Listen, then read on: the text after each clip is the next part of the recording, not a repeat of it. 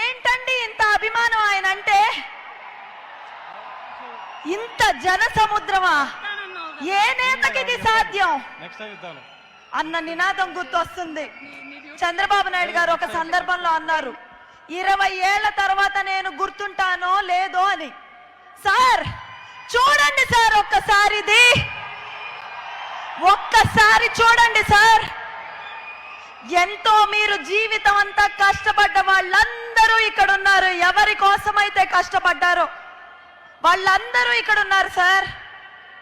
ఈ రోజు వీళ్ళ కళ్ళల్లోని కాంతి చూస్తే ఆ సూర్యకాంతి ఈ స్టేడియం ఫ్లడ్ లైట్స్ కాంతి కూడా వెలవెలబోతుంది సార్. 20 ఏళ్ళు ఏంటి సార్, తెలుగు జాతున్నంత వరకు తెలుగు వాళ్ళందరి గుండెల్లో మీరుంటారు. ఈ రోజు సైబర్ టవర్స్ నిర్మాణం పూర్తయి 25 ఏళ్ళు అవుతుంది. అంటే అభివృద్ధికి 25 ఏళ్ళు, విశ్వనగరానికి నాంది పడి 25 ఏళ్ళు, మనందరి జీవితాలు బంగారు భవిష్యత్తు అందుకొని 25 ఏళ్ళు అవుతుంది.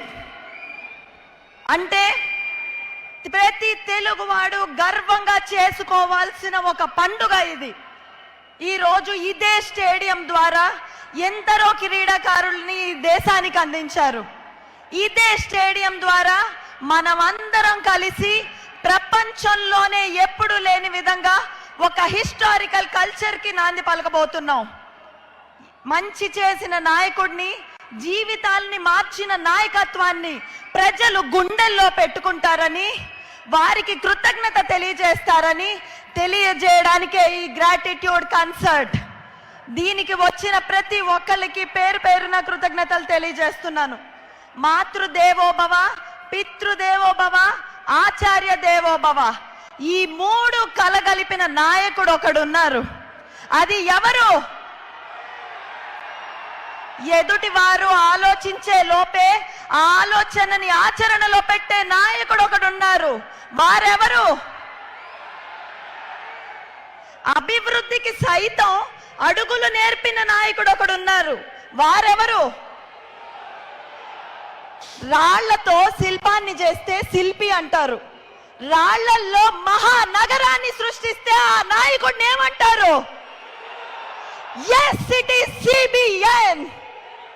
ప్రపంచమంతా ఆ అమెరికా అభివృద్ధిని చూసి ఆశ్చర్యపోతుంటే ఆ అమెరికాని సైతం ఆంధ్ర రాష్ట్రం వైపు తిరిగి చూసేలా చేసిన నాయకుడు చంద్రబాబు నాయుడు.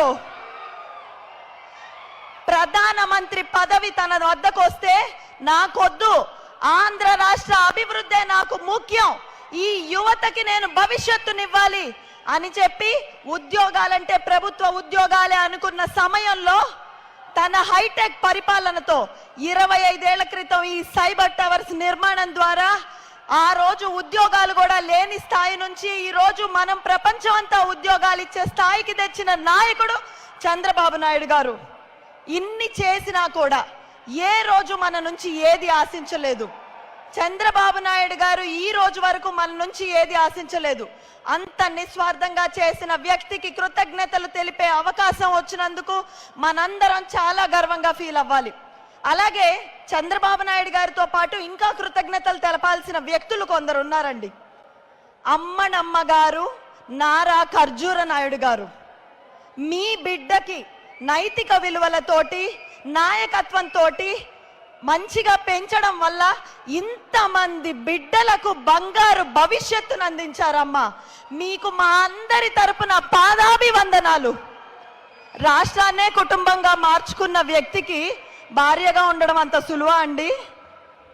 భార్యగా ఉండడం అంత సులువా? రాష్ట్రాన్నే కుటుంబంగా మార్చుకున్న వ్యక్తికి మీరు రాష్ట్రం కోసం, నేను మీకోసం అని వెన్నంటే ఉండి నడిపిన బౌనమ్మకి ధన్యవాదాలండి.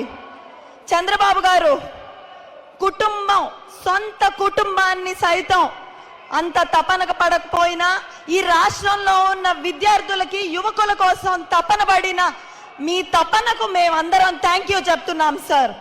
మీరు సాధారణ జీవితం బతుకుతూ మా అందరికీ అసాధారణమైన జీవితాలు ఇచ్చినందుకు థ్యాంక్ యూ సార్. కోవిడ్ టైంలో ప్రపంచం మొత్తానికి వ్యాక్సిన్ అందించే జినోమ్ వ్యాలీ సృష్టించినందుకు థ్యాంక్ యూ సార్. ప్రతిపక్షంలో ఉన్న 2013లో మన ఉత్తరాఖండ్ వరదల్లో బిక్కు బిక్కుమంటూ ఉన్న తెలుగు వాళ్ళ కోసం కాపాడిన మీకు thank you sir. Abdul Kalam లాంటి ప్రెసిడెంట్ని ఈ దేశానికి ఇచ్చినందుకు థ్యాంక్ యూ సార్.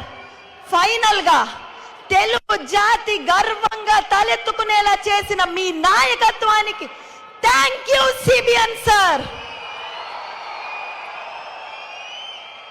बनाओ बेटी को शेर, बनाओ बेटी को शेर. ఎవరన్నారండి ఇది? బాలయ్య గారు అన్న మాటని అక్షరాల 1995 నుండి నిజం చేస్తున్న నాయకుడు చంద్రబాబు నాయుడు గారు. నేనే మీ అందరికీ ఒక ఉదాహరణ. నేను సామాన్య మధ్య తరగతి కుటుంబానికి చెందిన నన్ను సామాజిక సేవ చేయాలనే స్ఫూర్తినిచ్చి మహిళలు ప్రతి రంగంలో ముందుండాలి అంటూ రాజకీయాల్లోకి నన్ను స్వాగతించి ప్రోత్సహించిన చంద్రబాబు నాయుడు గారికి నేను జీవితం అంతా రుణపడి ఉంటాను. ఒకప్పుడు కట్నం ఇచ్చేవాళ్ళమండి, ఈరోజు ఎదురు కట్నం తీసుకునేలా చేశారు చంద్రబాబు నాయుడు గారు. కాబట్టి సార్, మా మహిళా లోకం అంతా మీ వెన్నంటే ఉంటుంది. మా మహిళలందరి తరపున థ్యాంక్ యూ సిబిఎన్ సార్.